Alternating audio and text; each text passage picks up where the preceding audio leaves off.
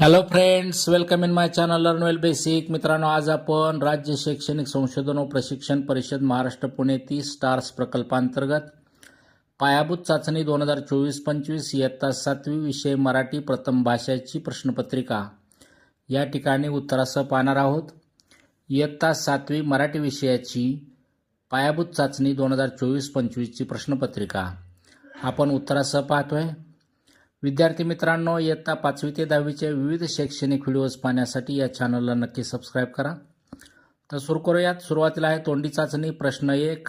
खालील बाबतीत तुझा अनुभव सांग. अ. लोखंडी पत्र्यावर पडणारा पाऊस. आ.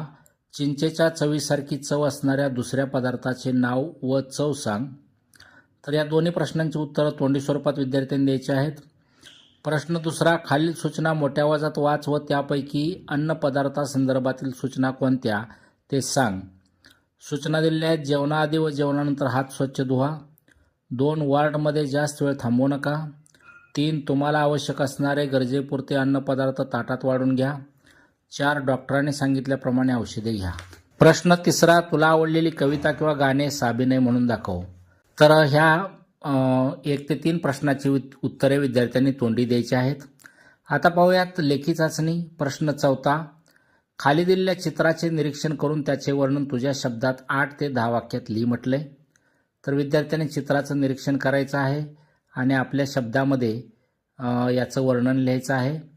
8 ते 10 वाक्यामध्ये विद्यार्थी ते स्वतःच्या शब्दात लिहू शकतात. प्रश्न 5 पहा. खालील उतारा वाच व त्याखाली दिलेल्या प्रश्नांची उत्तरे लिही. आजीबाईंना घेऊन वत्सला शाळेत आली.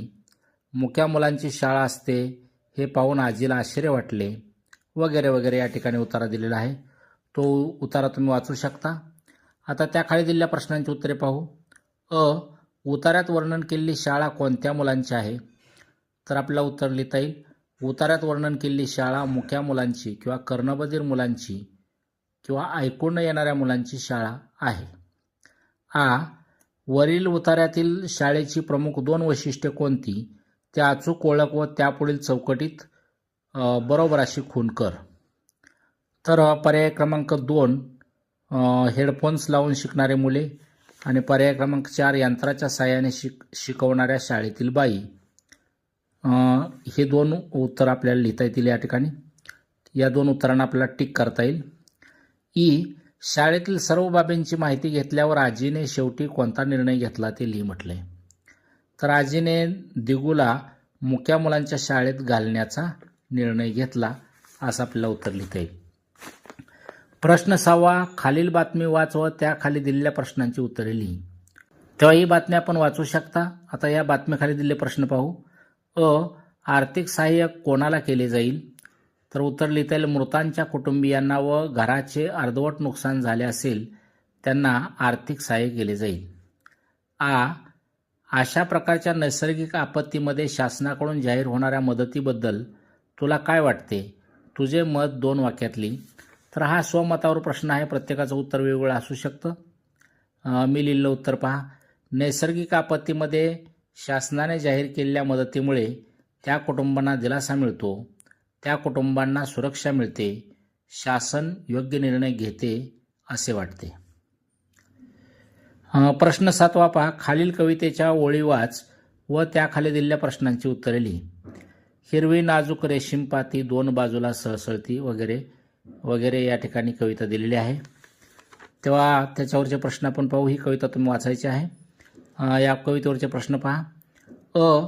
कवितेतील यमक जुळणाऱ्या शब्दांची जोडी लिही.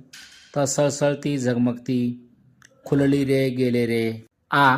स्वतःला विसरून जाणे या अर्थाचा कोणता वाक्प्रचार कवितेत आला आहे ते ओळख व त्याचा वाक्यात उपयोग कर म्हटले. तर वाक्प्रचाराला इथं भान हरपून जाणे वाक्यात उपयोग करता येईल आपल्याला.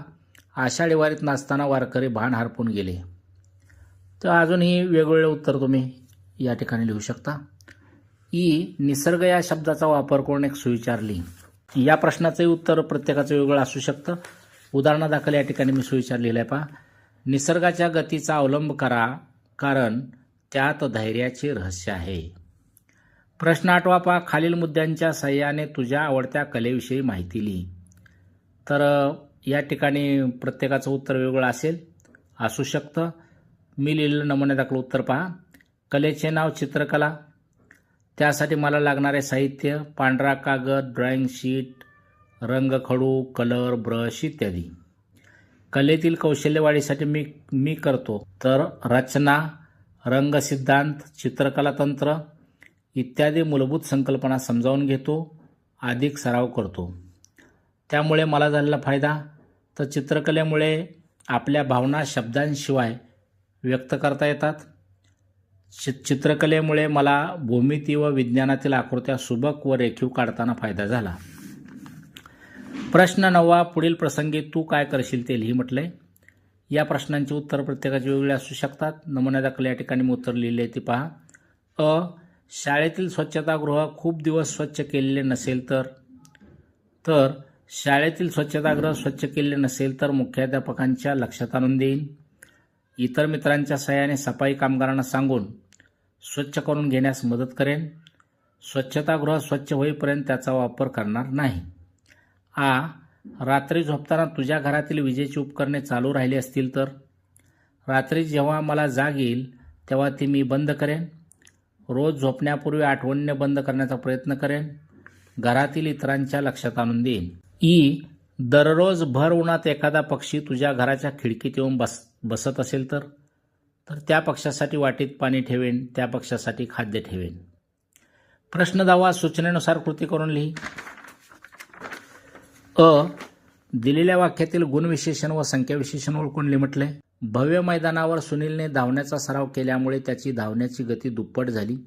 तर यात आलेलं गुणविशेषण आहे भव्य आणि संख्याविशेषण आहे दुप्पट. खालील वाक्यातील सर्वनाम ओळख व त्याचा प्रकार लिही म्हटले. ती मैत्रिणीकडे गेली आहे. सर्वनामायातला आहे ती आणि सर्वनामाचा प्रकार आहे तृतीय पुरुषवाचक सर्वनाम. कर्ता व कर्म असलेले एक वाक्य लिही व त्यातील कर्ता व कर्म याला अधोरेखित कर म्हटले. तेव्हा राम आंबा खातो. राम हा कर्ता आहे आणि आंबा हे कर्म आहे. ते आपल्याला अधोरेखित करता येईल. प्रश्न 11. तुझ्या परिसरातील रंगकाम करणाऱ्या व्यक्तीची माहिती 6 ते 8 वाक्यात लिही म्हटले. तेव्हा या प्रश्नाचं उत्तर विद्यार्थी स्वतःच्या शब्दामध्ये लिहू शकतील. या प्रश्नाचं उत्तर प्रत्येकाचं वेगवेगळं असू शकतं. प्रश्न 12. सूचनेप्रमाणे कृती करून लिही. खाली दिलेल्या शब्दाला इक हा प्रत्यय जोडून शब्द तयार कर व त्या शब्दाचा वापर करून एक वाक्य तयार करून लिही म्हटले. तर भाषा पासून भाषिक असा शब्द तयार करता येईल. ऐकणे, वाचणे, लिहिणे व बोलणे ही भाषिक कौशल्य आहेत. असा भाषिक शब्दाचा आपल्याला वाक्यात उपयोग करता येईल. अजूनही वेगळं उत्तर तुम्ही लिहू शकता. खालील शब्दसमूहाबद्दल एक शब्द लिही. कीर्तन करणारा लिहिता येईल आपल्याला कीर्तनकार. दररोज प्रसिद्ध होणारे दैनिक. कबड्डीच्या सामन्यात अ संघाने ब संघावर मात केली म्हणजे आता यातील चुकीचा पर्याय ओळख व लिही म्हटले. तर या प्रश्नाचं उत्तर जे आहे ते पर्याय क्रमांक 4 हार पत्करली असं आपल्याला लिहिता येईल. आईबाबाने दिलेल्या थोड्या थोड्या पैशांची बचत करून गीताने 1000 रुपये साठवले. या अर्थाची सुसंगत म्हणली तर थेंबे थेंबे तळे साचे असे आपल्याला सुसंगत म्हण लिहिता येईल. प्रश्न 13. प्रसारमाध्यमावर तू पाहिलेली, ऐकलेली किंवा वाचलेली शालेय बातमी तुझ्या शब्दात 6 ते 8 वाक्यात वर्णन करून लिही म्हटलंय. तेव्हा या प्रश्नाचे उत्तर विद्यार्थी स्वतःच्या शब्दात लिहू शकतात. प्रत्येकाचं उत्तर या ठिकाणी वेगवेगळं असू शकतं. प्रश्न 14. खाली दिलेल्या शब्दासाठी तुला माहिती असलेले पर्यायी शब्द लिही. तर वाहनसाठी पायतान, जोडे, चप्पल असे आपण शब्द लिहू शकतो. जित्रापसाठी जनावर, चराट म्हणजे दोर किंवा दोरी. प्रश्न 15. शाळेत आयोजित करण्यात आलेला बाल आनंद मेळावा या उपक्रमामध्ये तुला आलेला अनुभव तुझ्या शब्दात 6 ते 8 वाक्यात लिही म्हटले. तर या प्रश्नाचे उत्तर विद्यार्थी स्वतःच्या शब्दात लिहू शकतात. प्रत्येकाचं उत्तर या ठिकाणी वेगवेगळं असू शकतं. तेव्हा विद्यार्थी मित्रांनो, इयत्ता 5वी ते 10वीचे विविध शैक्षणिक व्हिडिओज पाहण्यासाठी या चॅनलला नक्की सबस्क्राईब करा.